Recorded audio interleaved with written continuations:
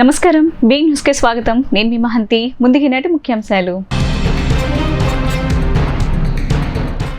SC ST రిజర్వేషన్ల ఉపవర్గీకరణపై supreme court తీర్పుపై CM Chandrababu స్పందన. SC వర్గీకరణపై అత్యున్నత న్యాయస్థానం ఇచ్చిన తీర్పు హర్షణీయమన్న చంద్రబాబు. సుప్రీంకోర్టు తీర్పును తాము స్వాగతిస్తున్నామని వెల్లడి. ఎస్సీ వర్గీకరణపై సుప్రీంకోర్టు తీర్పు మీద ఆంధ్రప్రదేశ్ ఉప ముఖ్యమంత్రి పవన్ కళ్యాణ్ స్పందన. ఒక వర్గం నిరంతర పోరాటానికి దక్కిన ఫలితమని వ్యాఖ్య. ఎస్సీలతో ఐక్యత చెక్కు చెదరకుండా చూడాలని ఆకాంక్ష.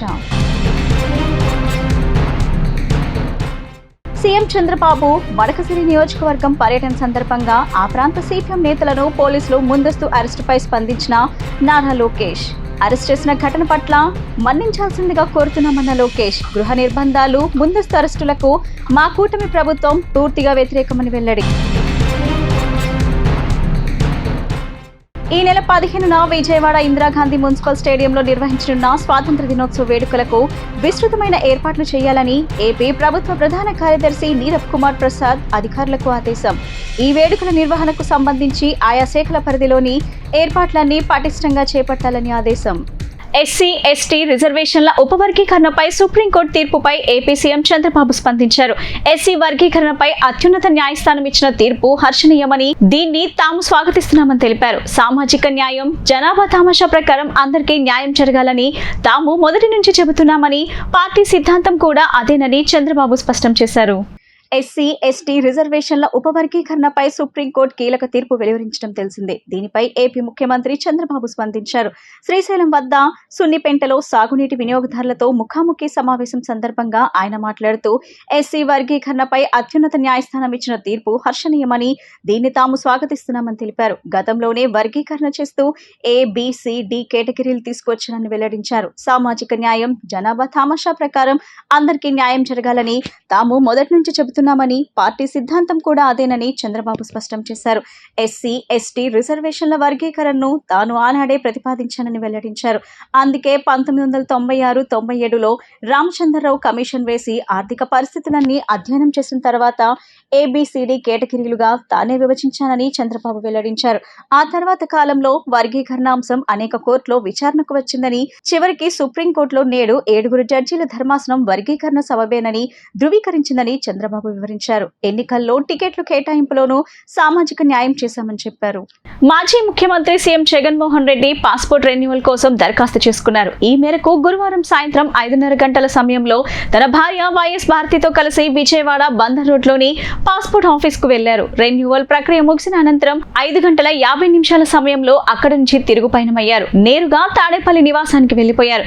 కాగా వైఎస్ జగన్ వెంట పలువురు వైసీపీ నాయకులు ఉన్నారు.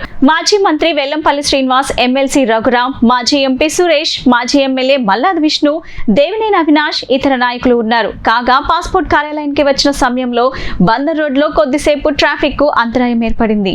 ఎస్సీ వర్గీకరణపై సుప్రీంకోర్టు తీర్పు మీద ఆంధ్రప్రదేశ్ ఉప ముఖ్యమంత్రి పవన్ కళ్యాణ్ స్పందించారు. ఒక వర్గం నిరంతర పోరాటానికి దక్కిన ఫలితమన్నారు. ఎస్సీల్లో ఐక్యత చెక్కు చెదరకుండా చూడాలని ఆకాంక్షించారు. ఈ మేరకు ఆయన బహిరంగ ప్రకటనను విడుదల చేశారు. ఎస్సీ ఎస్టీ రిజర్వేషన్ల ఉపవర్గీకరణ రాష్ట్ర ప్రభుత్వాలు చేసుకోవచ్చునని సుప్రీంకోర్టు తీర్పు వెలువరించిందని పేర్కొన్నారు. ఎన్నో ఒడిదుడుకులు ఎదుర్కొంటూ మందకృష్ణమాదిగా పోరాటం చేశారని కితాబిచ్చారు. ఈ పోరాటాలకు ఫలితం దక్కిందన్నారు. మందకృష్ణకు అభినందనలు తెలిపారు. మాదిగలకు రిజర్వేషన్ కల్పనకు ప్రధాని మోడీ 2వ టర్మ్ లో సానుకూలంగా స్పందించిన విషయాన్ని గుర్తు చేశారు. వర్గీకరణ ద్వారా సామాజిక న్యాయం జరుగుతుందని, అందరికీ సమాన అవకాశాలు కల్పించాలన్న లక్ష్యం నెరవేరుతుందని కేంద్ర ప్రభుత్వం ఈ ఏడాది ఫిబ్రవరిలో సుప్రీంకోర్టుకు తెలిపిందన్నారు. మోడీ ప్రభుత్వం గతంలో వర్గీకరణకు అనుకూలంగా నిర్ణయం తీసుకుంటే చంద్రబాబు ఉమ్మడి ఏపీకి సీఎంగా ఉన్నప్పుడు నిర్ణయం తీసుకున్నారని తెలిపారు.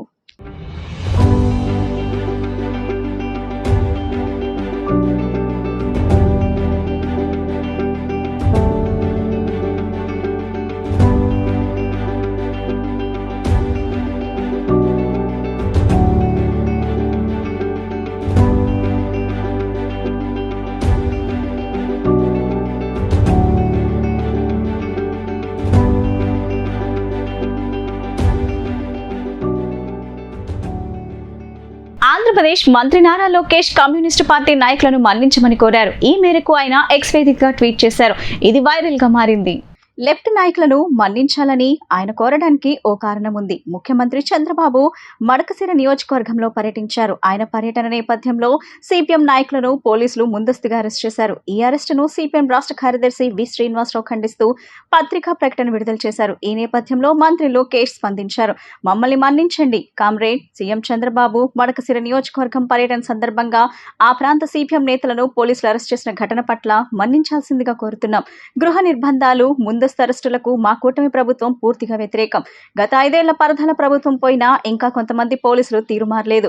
ఇటువంటి అప్రజాస్వామిక అరెస్టులను పునరావృతం కానివ్వం. ప్రభుత్వాన్ని ప్రజాపక్షమై ప్రశ్నించే హక్కు, ప్రజాస్వామ్యబద్ధంగా నిరసన తెలిపే హక్కులను కాపాడతాం. ఇకపై ప్రతిపక్షాలు, ప్రజా సంఘాలు ముందస్తు అరెస్టులు, గృహ నిర్బంధాలు లాంటి ఘటనలు పునరావృతం కాకుండా చర్యలు తీసుకోవాలని పోలీస్ శాఖ ముఖ్య అధికారులను కోరుతున్నానంటూ ట్వీట్ చేశారు.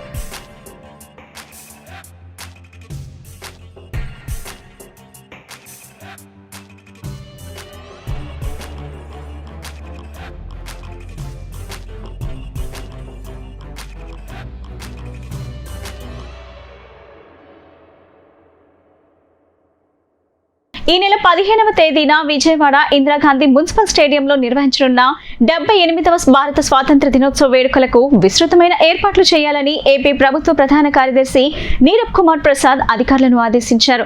ఈ వేడుకల నిర్వహణకు సంబంధించి ఆయా శాఖల పరిధిలోని ఏర్పాట్లన్నీ పటిష్టంగా చేపట్టాలని ఆదేశించారు.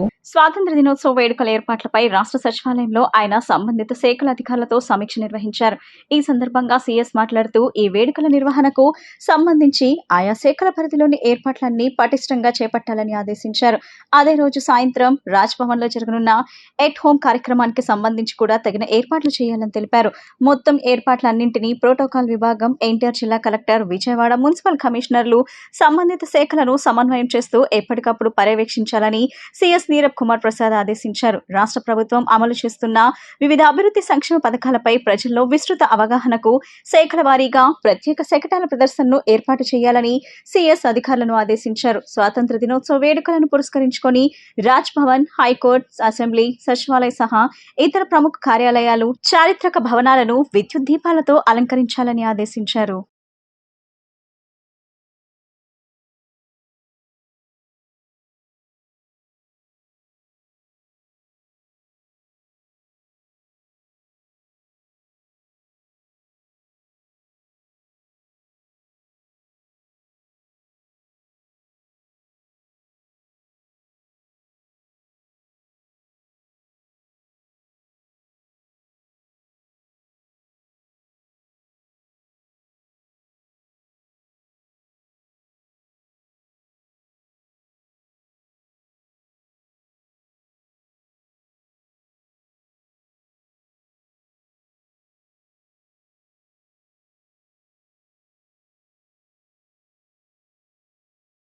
భారీ వర్షాలు, వరదల కారణంగా పంట నష్టపోయిన రైతులకు ఆంధ్రప్రదేశ్ ప్రభుత్వం శుభార్త చెప్పింది. వర్షాల కారణంగా పంట నష్టపోయిన రైతులకు 80% రాయితీపై విత్తనాలను సరఫరా చేయనుంది. జూన్, జూలై నెలలో సాధారణంగా మించి 48.6% అధిక వర్షపాతం నమోదైంది.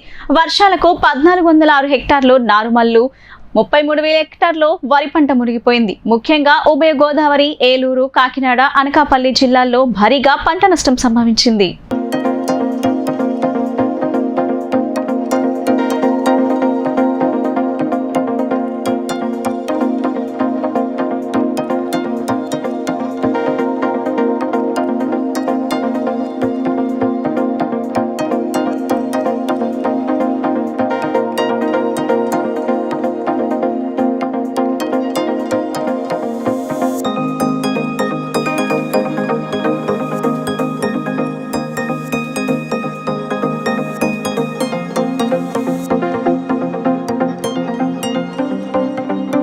భద్రతా విషయంలో మాజీ ఏఏజీ పొన్నవోలు సుధాకర్ రెడ్డికి ఆంధ్రప్రదేశ్ హైకోర్టులో చుక్కెదురైంది. పోలీస్ భద్రతను పెంచడానికి ఆయన అనర్హుడని హైకోర్టు తేల్చి చెప్పింది.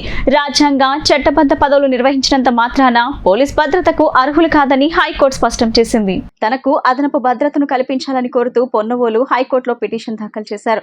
ఈ పిటిషన్ పై గురువారం విచారణ జరిగింది. రాజ్యాంగ చట్టబద్ధ పదవులు నిర్వహించినంత మాత్రాన పోలీస్ భద్రతకు అర్హులు కాదని హైకోర్టు స్పష్టం చేసింది. అంతేకాకుండా ఎలాంటి ప్రాణహాని లేదని సెక్యూరిటీ రివ్యూ కమిటీ కూడా నిర్ధారించిన విషయాన్ని హైకోర్టు గుర్తు చేసింది. కమిటీ నివేదికపై ఏవైనా అభ్యంతరాలు ఉంటే సవాల్ చేసుకోవచ్చని తెలిపింది. ప్రాణహాని ఉందని నిర్ధారణ జరిగి ప్రభుత్వం భద్రత కల్పిస్తే ఆ ఖర్చు పొన్నవోలు భరించాలని హైకోర్టు స్పష్టం చేసింది. తెలుగుదేశం పార్టీ ఉండి ఎమ్మెల్యే రఘురామ కృష్ణరాజుకు తెలంగాణ హైకోర్టులో ఊరట లభించింది. ఇన్ భారత్ పవర్ జెన్కామ్ లిమిటెడ్ దివాలా ప్రక్రియకు సంబంధించి ఆయన బ్యాంక్ ఖాతాను మోసపూరిత ఖాతాగా ఎస్బీఐ ప్రకటించింది. ఈ నేపథ్యంలో ఆర్సీడింగ్స్ ను నిలిపివేయాలంటూ రఘురామ కృష్ణరాజు హైకోర్టును ఆశ్రయించారు. నిన్న ఈ పిటిషన్ ను విచారించిన justice C V Bhaskar Reddy SBI జారీ చేసిన ప్రొసీడింగ్స్ అమలు నిలిపివేస్తూ మధ్యంతర ఉత్తర్వులు జారీ చేశారు.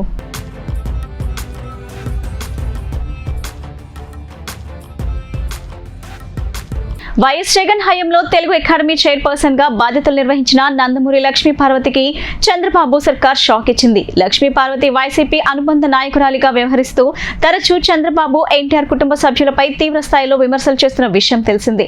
జగన్ సర్కార్లో ఆమె తెలుగు అకాడమీ చైర్పర్సన్ గా నియమితులయ్యారు. రాష్ట్రంలో అధికార మార్పిడి తర్వాత వైఎస్ జగన్ హయాంలో కీలకంగా వ్యవహరించిన నేతలు అధికారులపై చర్యలు తీసుకునే కార్యక్రమం జరుగుతుంది. వార్తలు ముగించే ముందు ముఖ్యాంశాలు మరోసారి. ఎస్సీ ఎస్టీ రిజర్వేషన్ల ఉపవర్గీకరణపై సుప్రీంకోర్టు తీర్పుపై సీఎం చంద్రబాబు స్పందన.